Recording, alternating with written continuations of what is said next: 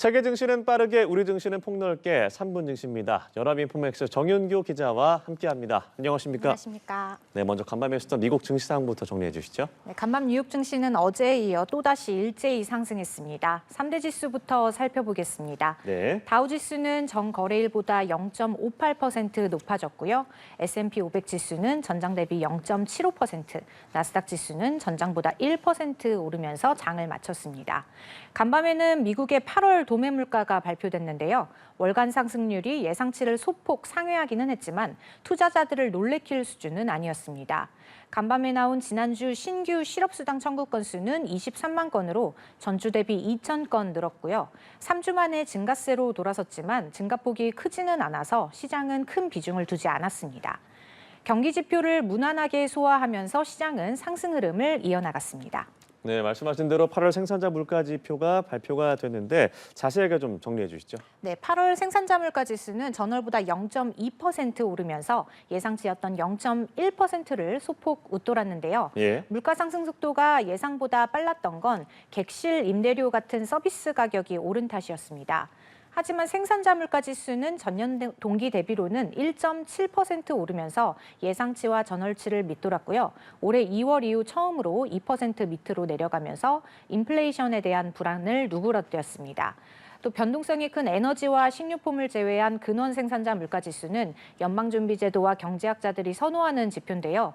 8월 근원 생산자 물가 지수는 전월 대비 0.3% 오르면서 월간 상승률이 2달 연속 0.3%를 기록했고요. 전년 대비로는 3.3% 오르면서 예상치를 상회했습니다. 네. 자, 종목별로 흐름을 좀 살펴보자면 엔비디아는 또다시 상승세 흐름을 이어갔군요. 네, 엔비디아는 이날도 2% 가까이 오르면서 상승세를 이어갔습니다. 엔비디아가 오름세를 보인 여파로 반도체주는 전반적으로 강세를 보였는데요. 네. 브로드컴은 4% 가까이 뛰었고요. TSMC와 AMD 모두 상승세를 보였습니다.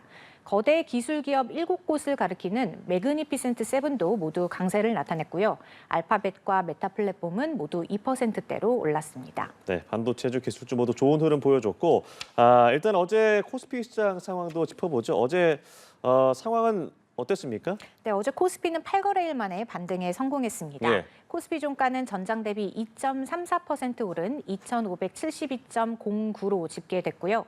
지수는 상승 출발해서 장중 1%대 강세를 이어가다가 막판에 오름폭을 확대했습니다. 우리 증시가 상승세로 돌아선 건 어제 새벽 뉴욕 증시에서 엔비디아가 8% 넘게 급등한 영향이었는데요. 국내 증시도 기술주 위주로 투자 심리가 되살아났습니다. 앞서 7거래일 연속 순매도를 이어온 외국인은 8거래일 만에 순매수로 돌아섰고요. 어제 외국인의 순매수 규모는 2,700억 원 이상이었습니다. 투자 심리가 개선된 데다 외국인도 순매수로 전환하면서 업종과 관계없이 시장 전반이 강세를 보였습니다. 네, 우리 반도체주도 엔비디아 영향을 받은 모습이군요. 네, 삼성전자와 SK하이닉스는 모처럼 동반 상승했습니다. 삼성전자는 8거래일 만에 상승했는데요. 전날보다 2.16% 오른 66,300원에 거래를 마쳤고요. SK하이닉스는 7.38% 급등한 16만 8,800원에 장을 마감했습니다. SK하이닉스는 장중에 9%에 달하는 급등세를 보이면서 17만 닉스 복귀를 타진했다가 상승분을 일부 반납했습니다. 이외에도 한미 반도체, 하나 마이크론 등 반도체주가 동반 강세를 나타냈고요. 2차 전지주도 강세를 보였는데요. LG 에너지 솔루션과 포스코홀딩스, 포스코퓨처엠은 모두 큰 폭으로 올랐고요. 현대차와 기아차도 각각 3% 이상 상승했습니다. 네, 일단 오늘 시장이 잠시 열리게 되면 추석 연휴를 맞아서 다음 주 목요일 이 19일에 다시 개장을 하게 됩니다. 추석 연휴 이후의 시장도 전망해 본다면요? 네, 국내 시장이 추석 연휴로 잠시 쉬어가는 사이 미국에서는 아주 중요한 이벤트가 열립니다. 네. 바로 연방준비제도의 9월 FOMC 회의인데요. 연준은 이틀 동안 FOMC 회의를 열고요. 우리 시간으로 추석 연휴 직후인 19일 새벽에 기준금리 결정이 발표될 것으로 예상됩니다. 우리 증시는 19일 개장하자마자 미국의 기준금리 결정으로 인한 충격을 그대로 흡수할 것으로 보이고요. 시장 예상대로 미국의 금리가 0.25%포인트 내리면 증시 영향은 제한적이겠지만 이보다 많은 0.5%포인트 낮아지면 변동성이 확대될 것으로 예상됩니다. 네. 지금 시장에선 미국이 금리를 0.25%포인트 인하할 확률을 65% 정도로 보고 있고요. 금리를 0.5%포인트 낮출 확률은 35%로 보고 있습니다.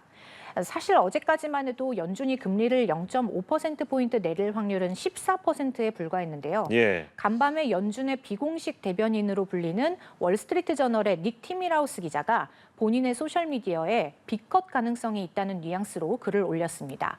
티밀하우스 기자는 과거에도 연준의 금리 인상 폭에 대한 힌트를 미리 제공한 적이 있어서요.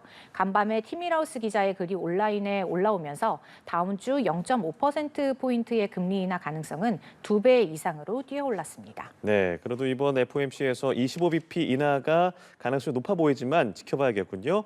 자, 오늘 3분 증시 연합인포맥스 정윤교 기자와 함께했습니다. 고맙습니다. 고맙습니다.